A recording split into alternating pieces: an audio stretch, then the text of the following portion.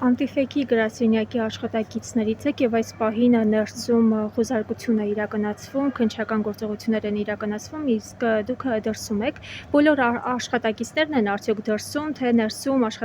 գրասենյակից մարդիկ կան դեռ։ Ներսում մեր գլխավոր խմբագիրն է Աստղիկ Մաթևոսյանը, ներսում տեղի ունենում խուզարկություն ու մեր ողջ տեխնիկան, տեսանկարահանող, համակարգիչներ, այն լրատվական գործունեությունը իրականացնելու համար մեր տեխնիկան տանում են փաստացի, խոսքի ազատության սահմանափակման ամենավառ դրսևորումներից մեկն է այս պահին տեղի ունենում, այսինքն նոր չի էս ամենը, լրագրողների, լրատվության, խոսքի ազատության դեմ պայքարում են 2018 թվականից Նարեկ Սամսոնյանին, Վազգեն Սաղաթելյանին, շատ տարբեր անձանց շատ վաղուց են հետապնդում, ամեն կերպ փորձում են իրենց խոսքը խոչընդոտել, Anti-Fake AM-ի նկատմամբ այս գործողությունները եւս դրա դրսևորումն են։ Առավոտվանից մենք փաստացի որևէ գործունեություն լրատվական առումով չենք կարող իրականացնել։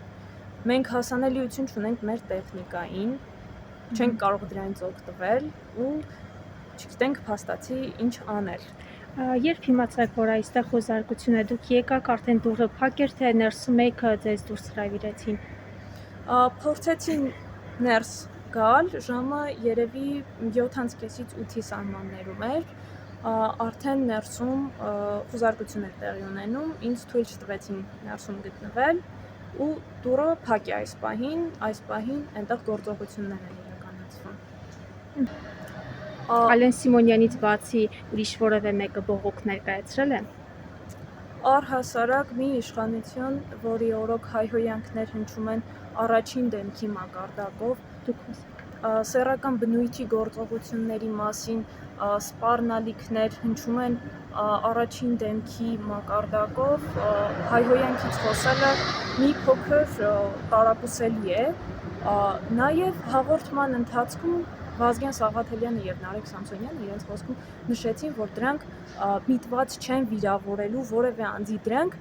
բնորոշումներ են նրա քաղաքական գործունեությանը, այդ միտքը հնչել է հաղորդման ընթացքում, հետևաբար ասել, որ դա անձին վիրավորելու միտված է, մի փոքր անհասկանալի է։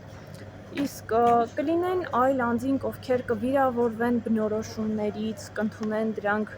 այլ կերպ, ասել չեմ կարող, այս իշխանությունների օրոք հնարավոր է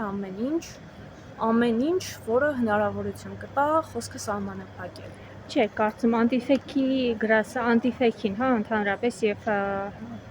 Նարեկ Սամսոնյանին ու Վազգեն Սաղաթելյանին ինչ է սպասվում։ Գրասենյակի գործունեությունը կկասեցնեն,